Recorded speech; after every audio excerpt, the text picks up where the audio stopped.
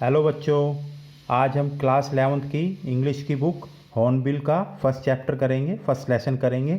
ठीक है, तो शुरू करते हैं। इसका नाम है फर्स्ट लेसन का the portrait of A lady, यानी कि महिला का चित्र या महिला का चित्रण या तस्वीर या प्रतिमा। ठीक है, और ये लिखा गया है खुशवंत सिंह के द्वारा। और खुशवंत सिंह जो हैं थे, मतलब इनकी डेथ हो चुकी है, बहुत ही फेमस राइटर थे। ठीक है, इंडिया के, पूरी दुनिया में नाम था इनका। तो notice the expressions in the text, infer their meaning from the context. तो कुछ एक्सप्रेशंस हैं, ये हम पढ़ेंगे जैसे जैसे लेसन बीच बीच में आएंगे, तो हम बीच बीच में इनका मीनिंग जो है वो देखते रहेंगे, और लेसन ख़त्म होने के बाद हम इनको डिटेल में देखेंगे। ठीक है, तो स्टार्ट करते हैं। My grand mother like everybody's grand mother was an old women. तो ऑथर यहाँ पे कह रहे हैं कि जो मेरी दादी थी, ठीक है, वो औरों की दादी की तरह बहुत ही बूढ़ी थी। तो हमारी दादी भी जैसे बूढ़ी होती है, क्योंकि दादियाँ हमेशा, ऑब्वियस सी बात है, थोड़ी उनकी एज ज़्यादा ही होती है तो बूढ़ी होती हैं वो। ठीक है, she had been old and wrinkled for the 20 years that I had known her. तो ऑथर यहाँ पे कह रहे हैं कि लगभग 20 साल से मैं देखते आ रहा हूँ कि ये बूढ़ी ही हैं और बूढ़ी ही हैं, कभी मैंने इनको यंग नहीं देखा, जवान नहीं देखा। और इनके चेहरे पे जो झुर्रियाँ ही हैं, रिंकल्ड मतलब कि चेहरों पे, चेहरा जो है वो झुर्रियों से भरा हुआ है। जैसे ओल्ड जो एजिड पीपल होते हैं उनका क्या होता है, चेहरा झुर्रियों से भरा होता है, वैसे उसकी दादी का भी चेहरा भरा होता है। People said that she had once been young and pretty and had even had a husband. पर लोग जो है वो ऑथर को बताते हैं कि उनकी दादी जो है वो भी कभी जो है जवान थी, यंग थी, मतलब जवान थी, प्रेटी यानी कि आकर्षक थी, और उनका एक हस्बैंड भी था, यानी कि पति भी था। But that was hard to believe. पर ऑथर कह रहा है कि ये विश्वास कर पाना बहुत मुश्किल था, क्योंकि ऑथर तो लगभग 20 साल से उनको बूढ़ी देखता आ रहा है। ठीक है, तो ऑथर को ये बात हजम नहीं हो रही कि उसकी दादी कभी जवान भी थी। My grandfather portrait hung above the mantelpiece in the drawing room. तो ऑथर के जो ग्रैंड फादर होते हैं, दादा जो होते हैं, उनका जो पोर्ट्रेट यानी कि उनकी जो तस्वीर होती है उनके दादा की, वो टंगी हुई होती है एक मैंटल पीस के ऊपर, ड्राइंग रूम के अंदर। मैंटल पीस एक अंगीठी होती है, और अंगीठी के ऊपर जो है उनके दादा की तस्वीर टंगी हुई होती है। ठीक है, अंगीठी जिसको मतलब हम सर्दियों में यूज़ करते हैं ना, हाथ वगैरह सेकने के लिए। ठीक है, उसके ऊपर ही wore a big turban and loose fitting clothes. तो उसके दादाजी ने जो एक बहुत बड़ी मतलब पगड़ी और लूज फिटिंग यानी कि बहुत ही कंफर्टेबल क्लोथ्स जो है वो पहने हुए होते हैं। ठीक है, his long white beard covered the best part of his chest and he looked at least 100 years old. तो उसके जो दादाजी होते हैं, तो तस्वीर में वो देख करके ऑथर बताते हैं कि उनके दादाजी की जो है इतनी बहुत बड़ी बड़ी दाढ़ी होती है, सफ़ेद दाढ़ी होती है बिल्कुल, और वो दाढ़ी इतनी बड़ी होती है कि उनकी छाती तक आ रही है। ठीक है, छाती तक होती है, और लगभग उनकी उम्र जो है तस्वीर में 100 साल की लगती है, 100 ईयर्स ओल्ड की लगती है। ठीक है, he did not look the sort of person who would have a wife और चिल्ड्रन। और ऑथर जो है वो बता रहा है कि उनकी तस्वीर को देख करके लगता नहीं कि उनकी कभी कोई वाइफ भी रही होगी, पत्नी भी रही होगी, या उनके कोई बच्चे भी रहे हुए होंगे। ठीक है, he looked as if he could only have loads and loads of grandchildren. और ऑथर बता रहा है कि वो इतने बूढ़े लगते हैं तस्वीर में कि बस ऐसा प्रतीत होता है, ऐसा लगता है कि सिर्फ उनके ग्रैंड चिल्ड्रन ही रहे होंगे, पोता पोती ही रहे होंगे, उनके खुद के बीवी या बच्चे की कोई संभावना ही नहीं होगी। ठीक है, तो इतने बूढ़े लगते हैं वो तस्वीर में। As for my grandmother being young and pretty the thought was almost revolting. Author कह रहा है कि मैं अगर अपने दादी के बारे में सोचूं कि कभी वो यंग रही होगी, जवान रही हुई होगी, या प्रेटी यानी कि आकर्षक रही हुई होगी, तो ये तो बात हजम करनी ही मुश्किल है। यानी कि थॉट, ये जो विचार है यंग और प्रेटी का, ये विचार एकदम रिवोल्टिंग यानी कि बिल्कुल विद्रोह कर देने वाला है, मतलब मेरे को विश्वास नहीं होने वाला। ऑथर कह रहा है कि मेरी दादी कभी यंग और प्रेटी भी रही हुई होंगी। She often told us of the games she use to play as a child. अब दादी है, दादी तो अपने बच्चों को कुछ ना कुछ बताएगी अपने बचपन के बारे में। तो खुशवंत सिंह की दादी भी जो है अपने बचपन के बारे में बताती है, कि उन गेम्स के बारे में बताती है, उन खेलों के बारे में बताती है जो उसकी दादी बचपन में खेलती थी जब वो बच्ची थी। That seem quite absurd and undignified on her part and we treated it like the fables of the prophets she use to tell us.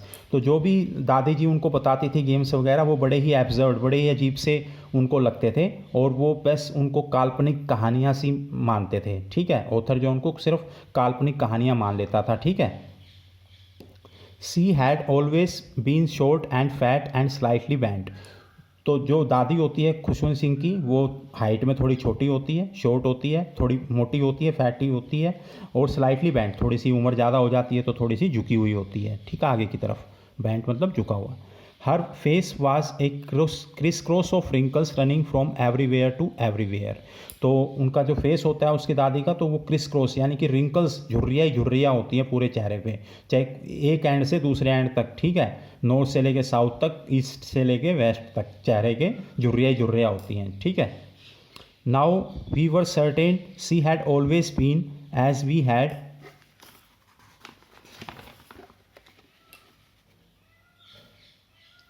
Had known her. तो खुशवंत सिंह कह रहे हैं कि वो हमेशा से ही बूढ़ी रही हैं, ठीक है, रिंकल्स वगैरह उनके हमेशा से ही रहे हैं। Old, so terribly old that she could not have grown older and had stayed at the same age for 20 years. तो ऑथर यहाँ पे कह रहे हैं कि वो इतनी भयानक तरीके से मतलब बूढ़ी हो चुकी हैं, टेरिबली मतलब बहुत ज़्यादा बूढ़ी हो चुकी हैं कि इससे ज़्यादा बूढ़ी होने की कोई गुंजाइश ही नहीं है अब, ठीक है, और लगभग 20 साल से इसी उम्र पे अटकी पड़ी हैं, इसी एज, मतलब ऐसे लगता है कि एज बढ़ी नहीं रही, मतलब वही स्किन, वही रिंकल, सेम उसी जगह ठहर गया है जैसे सब कुछ 20 साल से। She could never have been pretty but she always beautiful. तो ऑथर कह रहा है कि वो कभी भी आकर्षक नहीं रही हुई होंगी, ठीक है, पर हाँ सुंदर जरूर रही हुई होंगी, ब्यूटीफुल जरूर रही हुई होंगी अपने समय में। She hobbled about the house in spotless white with one hand resting on her waist to balance her stoop and the other telling beads of her rosary.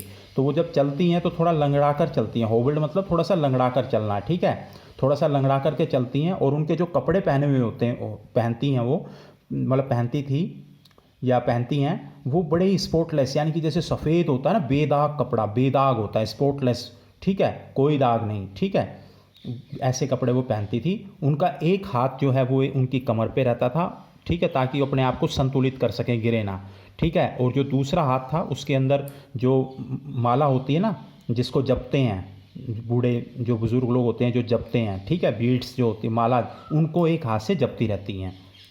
Her silver locks were scattered untidily over हर पेल पकड़ face and her lips constantly moved in inaudible prayer.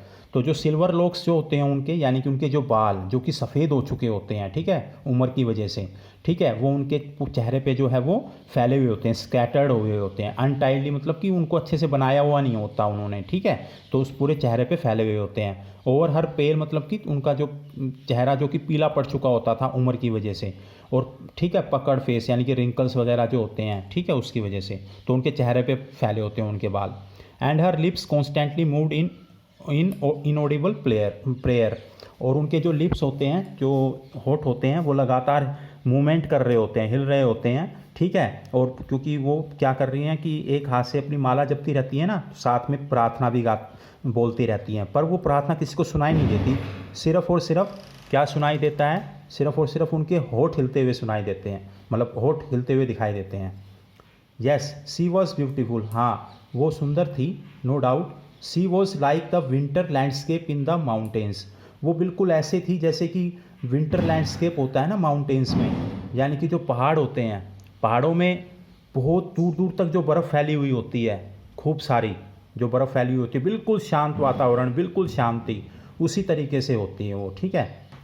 N expanse of pure white serenity breathing peace and contentment. तो बिल्कुल शांति का उनका स्वभाव होता है, बिल्कुल शांति और संतुष्ट जो है वो रहती हैं, ठीक है। My grand mother and I were good friends. मेरी जो दादी थी और मैं बहुत ही अच्छे दोस्त थे, ठीक है, बहुत ही अच्छे दोस्त थे। My parents left me with her when they went to live in the city. और मेरे जो माता पिता थे वो मुझे उनके साथ छोड़ जाते हैं जब वो शहर में रहने के लिए जाते हैं, यानी कि जो ऑथर होता है उसके माता पिता जो है खुशवंत सिंह को उसके दादी के साथ जो है वो छोड़ जाते हैं, ठीक है। And we were constantly together. और खुशवंत सिंह और उसकी दादी, क्योंकि उसके माता पिता तो शहर में चले जाते हैं और वो दोनों साथ रहते हैं, ठीक है। She used to wake me up in the morning and get me ready for school. वो मुझे रोज़ सुबह जो है वो जगाती थी और मेरे को स्कूल के लिए रेडी करती थी, ठीक है। She said her morning prayer in A monotonous sing song while she and dressed me in the hope that I would listen and get to know it by heart। तो सुबह सुबह वो मॉर्निंग प्रेयर, सुबह की प्रार्थना जो है एक ही सुर में जो है गाती रहती थी सुबह की प्रार्थना, और साथ के साथ मेरे को नहलाती भी रहती थी और उसके बाद मेरे को ड्रेस भी पहनाती थी।